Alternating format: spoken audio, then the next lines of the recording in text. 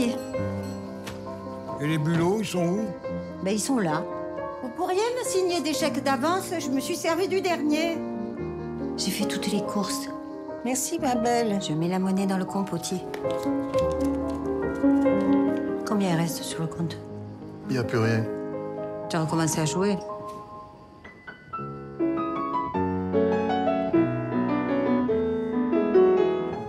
C'est sûr, il va l'avoir, son concours. Arrête, tous les autres élèves, ils prennent en plus des cours particuliers, alors on ne pourra jamais se payer ça. C'est une femme qui s'occupe de gens plus âgés qu'elle et qui s'en occupe très très bien, avec beaucoup d'amour, beaucoup de dévotion, qui fait même beaucoup d'heures supplémentaires et qui, pour terminer de payer ses propres crédits, mais aussi pour payer un piano à son petit-fils, qui est plutôt doué, qui joue pas mal du piano. Pour lui payer un piano, on va franchir un petit peu la ligne rouge, c'est-à-dire elle va prendre un petit peu d'argent aux personnes dont elle s'occupe. J'ai appelé son professeur de piano au conservatoire. Il est d'accord pour lui donner des cours particuliers.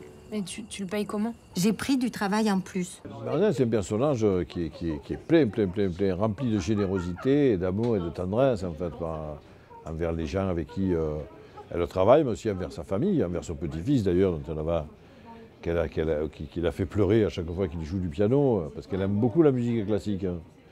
Elle aime beaucoup Arthur Rubinstein en particulier, qu'elle écoute très souvent sur son téléphone. En fait, elle écoute des vieux concerts de Rubinstein. Bon. Donc c'est un vrai personnage très attachant et qui, effectivement, hélas, parce que nous ne vivons pas des temps où on partage beaucoup la richesse, il lui manque un tout petit peu d'argent pour être pleinement heureuse. Pas beaucoup. Un tout petit peu. Bon. Et ce petit peu d'argent, elle va aller le prendre comme une pie. C'est vraiment pas beaucoup et ça n'est que. Je crois qu'il faut penser que ça n'est que justice, quoi, cet argent. D'ailleurs, elle le dit elle-même, pour moi, c'est une chose très importante. Elle le dit elle-même, lorsqu'elle s'est faite attraper. Elle le dit, j'aurais dû le demander, cet argent, probablement les gens me l'auraient donné. Les filets de loup, je vous les prépare pour midi? Il y en avait? Ah oui, ils sont superbes. Vous en voulez combien? Ils sont gros. Comme vendredi. Je vous en avais fait 3. Et vous les avez pas finis. Mettez les 3 quand même. Avec du riz? Du riz pilaf? Bien sûr. Bon, alors je le prépare. Et vous aurez qu'à éteindre le feu. Quand ça sonnera. Je vais mettre le minuteur. Je crois que le propre du cinéma, mais bon, du roman, en fait, de tous les arts de la narration, c'est de voir aussi les raisons pour lesquelles les gens agissent de telle ou telle manière. Donc c'est la phrase de Renoir. Ce qui est effroyable, c'est que chacun a ses raisons. Donc du coup, bien sûr, la tâche du cinéma, c'est pas de juger, c'est de montrer comment les gens sont conduits à agir de telle ou telle manière. Que ces actions soient bonnes ou mauvaises. Et si elles sont mauvaises, c'est là aussi. Évidemment, on peut juger un petit peu, mais on explique aussi. Donc en expliquant, on nuance ce jugement. Pas trop épaisse, la panure. J'aime bien quand c'est juste trempé dans l'œuf. Comme votre majesté voudra. C'est pas si difficile que ça. Non, si on fait ce que vous voulez. Bien sûr. Et les bulots, ils sont où? Ben, ils sont là. Et la mayonnaise? Ah non, vous l'avez trouvé trop aillé.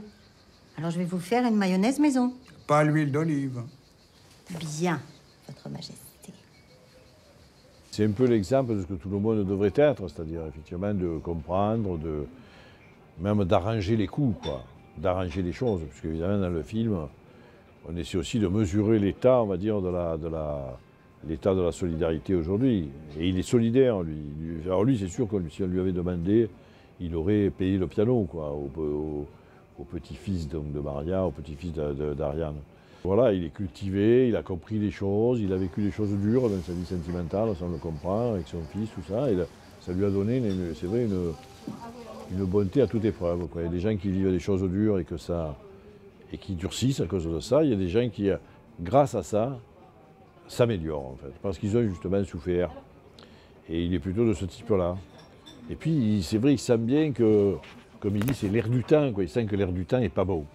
L'air du temps est vicié, l'air du temps est pollué par des substances toxiques, mais aussi par des idées toxiques.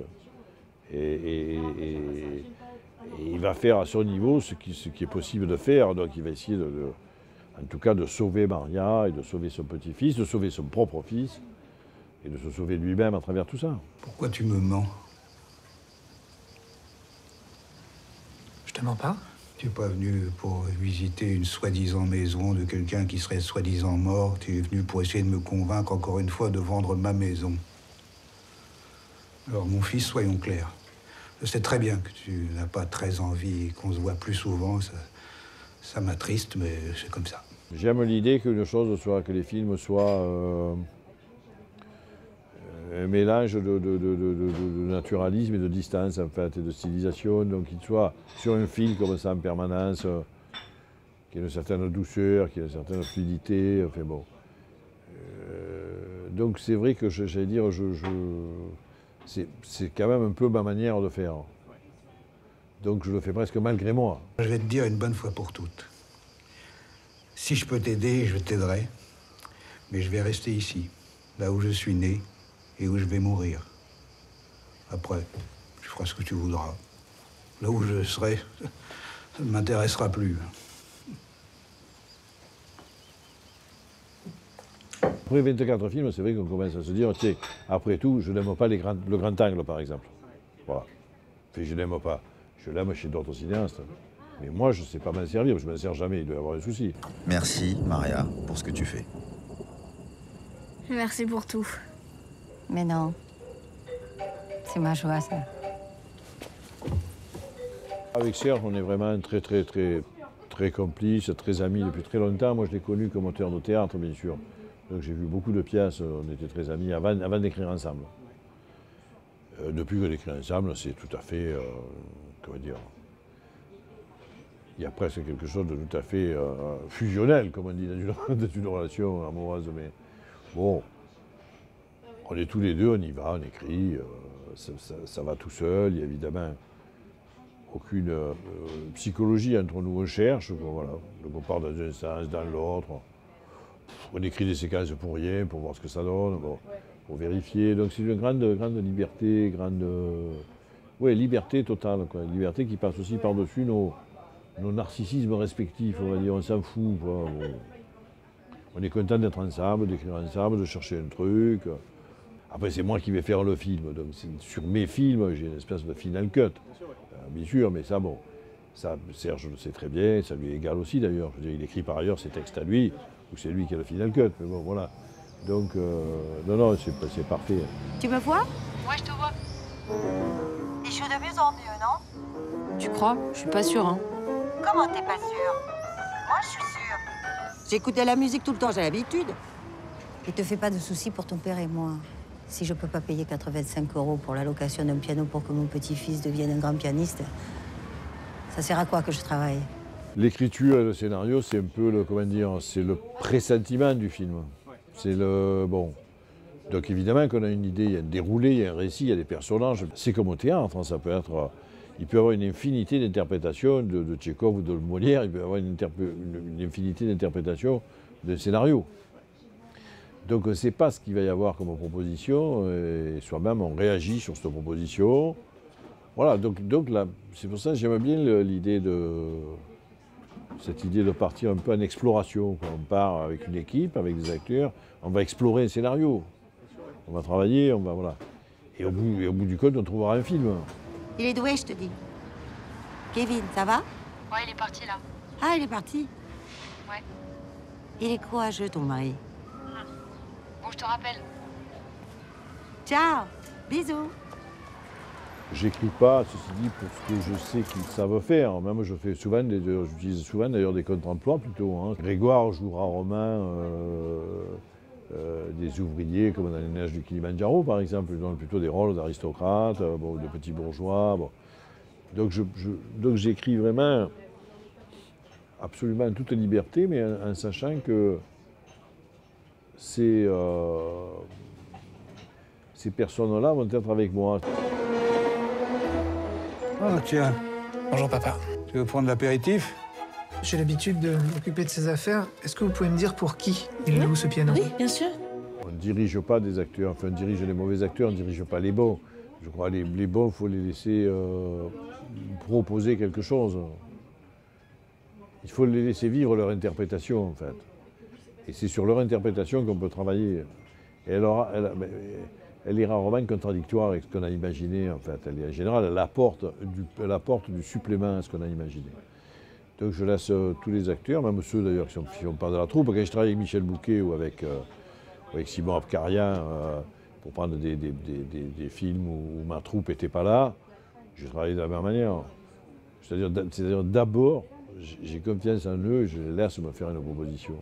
Je ne leur dis pas, il faut faire ci, ça ou là, quoi. Vous connaissez Monsieur Moreau? Monsieur, non, ça me dit rien. Pourquoi? Enfin, c'est qui? C'est mon père. Et pourquoi je connaîtrais votre père? Enfin, vous êtes un peu rigolo, monsieur, non? Excusez-moi, c'est votre mère qui est professeure de musique? Non plus. Excusez-moi, monsieur, je comprends pas trop ce que vous voulez, là. Et dès qu'ils ont fait une proposition, j'interviens pour aller un peu plus vite, un peu plus lentement, un peu plus à droite, un peu plus à gauche. Enfin, c'est comme je dis souvent, c'est comme dans la danse, en fait.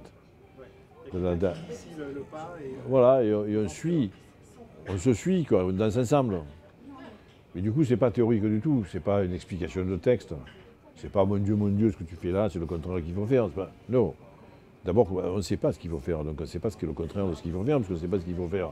On cherche, et du coup, on cherche plus avec, c'est-à-dire plus avec le corps qu'avec la raison. Cette femme, faut l'empêcher de nuire. Peut-être qu'elle fait ça chez d'autres vieux. Tu mets plus les pieds chez Moreau. Peux-toi remplacer, raconte n'importe quoi. J'aimerais que tu arrêtes de travailler chez les hommes qui sont seuls. C'est vraiment bête ce que tu dis. Mais ça me touche beaucoup. C'est vrai qu'Ariane danse très bien, on va dire. En vrai, d'ailleurs, c'est une très bonne danseuse de toutes les danses possibles et imaginables. Mais au fond, je pense qu'Ariane rêverait de jouer une grande aristocrate bourgeoise dans un château. Bon. Ça va être compliqué pour vous. Mais oui, moi je ne ferais pas parce que j'aime pas les bourgeois dans des châteaux, voilà, ça ne m'intéresse pas moi. Il y a des gens qui s'en occupent, c'est pas ma mission, en fait, c'est pas ma vocation. Donc je ne le ferai pas. Mais c'est vrai que souvent les acteurs aiment faire quelque chose qu'ils ont. Bon, si j'exagère, j'allais dire, ce Marois, si elle m'entend, c'est qu'elle aimerait jouer une grande blonde, en fait, voilà. Parce que c'est une petite brune. Bon. Et les acteurs sont tous comme ça. Ils veulent jouer, voilà. S'ils sont grands blonds, ils veulent jouer une petite brune. Voilà. Mais je crois que c'est la limite quand même des acteurs. C'est-à-dire un acteur, il ne peut quand même pas dépasser. Il peut jouer de tas de choses de manière tout à fait différente.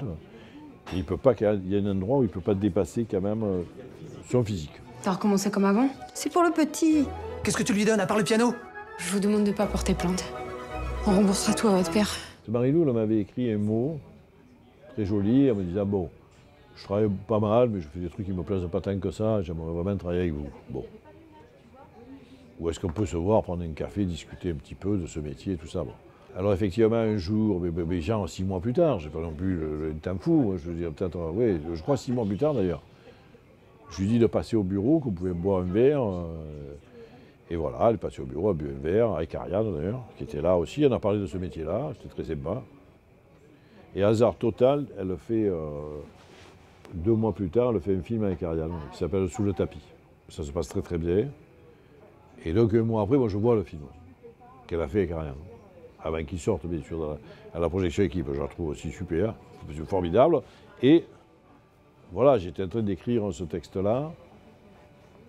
Et je pensais à Anaïs Desmoustiers. Et Anaïs me dit, je ne peux pas le faire, je suis bloqué ailleurs. Tu me dis ça 2 mois avant, j'ai signé déjà des choses. Bon, tu te décides d'un coup, bon, voilà. Ben, j'ai dit très bien, j'ai dit, je vais téléphoner à... Du coup, Marie-Lou se dit, elle était évidemment très très surprise, elle me dit, quand même, mais vous voyez, voilà les hasards de ce truc, de ce métier. C'est-à-dire qu'elle m'appelle 6 mois avant, tac, 6 mois après, elle fait un film avec moi. C'était pas évident du tout. Il y a des gens qui m'ont appelé il y a 20 ans, ils n'ont toujours pas fait de film avec moi. Ce que je veux, c'est savoir pourquoi mon père loue ce piano pour vous. Mais c'est pas votre père qui loue ce piano? Ah ouais? Et le loyer, c'est lui qui paye aussi? Et quoi d'autre? Bon, écoutez, je comprends pas du tout ce que vous voulez, là. Qu'est-ce que vous lui faites à mon père pour prendre son argent? Laissez-moi tranquille, s'il vous plaît. Ouais, bah, vous pouvez me faire confiance, je vais pas vous laisser tranquille. Hein. Ça va pas se passer comme vous croyez. On va se revoir, Madame Jourdan. On va se revoir très vite, et ce sera au tribunal. Le monde n'est ni meilleur ni pire qu'avant, le monde c'est le monde, quoi, voilà. Mais effectivement, la mélancolie, c'est plus sentir que les choses vont disparaître, que les choses, voilà. Il y a un rapport avec la finitude de tout dans la mélancolie, quoi, qui est plus mon sentiment, peut-être que ce sens-là de la fin de toute chose, ça doit m'agiter un peu aussi, oui. Bon, il faut que j'y aille. Où tu vas à cette heure? J'ai rendez-vous avec Gabi. Encore? Et il a besoin que je l'aide pour sa moto. Alors maintenant, c'est toutes les semaines? Qu'est-ce qui se passe, Bruno? Sa moto, elle a le même âge que moi et puis personne ne sait réparer ses vieilles bécanes, c'est tout. Je fais des efforts dingues pour être optimiste. Je suis donc pas tant que ça. Mais je crois que c'est un devoir, une responsabilité que de l'être quand même un peu, quoi, voilà. J'ai pas envie de faire des films pour envoyer tout le monde se suicider, se jeter une pierre et se jeter à l'eau. Voilà, je crois que c'est pas je crois que c'est pas le travail mais je dirais comme ça, c'est un mot que je n'utilise pas beaucoup, mais d'un artiste, enfin, je crois que c'est évidemment qu'on peut constater comment le monde ne va pas, mais il faut aussi constater ce qui pourrait aller dans le monde, ce qui pourrait aller mieux. Voilà, donc Vous savez, la dernière phrase du film précédent, c'était « Il faut s'efforcer de penser que rien n'est fini, que tout commence ». Et voilà ce que je pense. Et c'est bien, il faut s'efforcer de penser. Donc ça ne veut pas dire que je le pense. Je fais un effort pour penser ça. Et pour le donner en partage aux autres, pour leur dire... C'est presque un geste politique. C'est entièrement un geste politique. Je reprends même, donc je vous reprends en disant c'est pas un peu, c'est un geste politique pour moi. C'est pour ça que je pense qu'il faut être optimiste si on prétend avoir une action aussi minime soit-elle sur le monde. Et votre petit-fils, le piano, il progresse? Oui, oui. J'y prends des cours particuliers avenue du Prado. Il est jeune, il a le temps.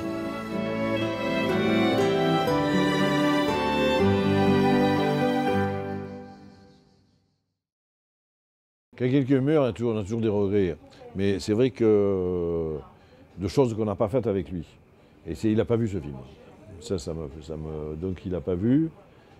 Il est mort un mois avant la projection d'équipe. Et c'est vrai que c'était... Enfin, pour nous, on était tous bouleversés. Parce qu'en plus, Jacques, ça a été pour nous... ça a toujours été le vieux, en fait, dans la bande.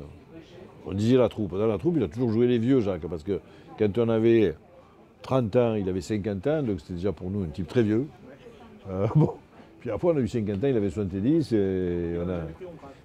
Non, ben non. Il savait, il disait, je joue le vieux. Bon, je joue le vieux, voilà, c'est comme ça. C'était un ange, enfin, Jacques.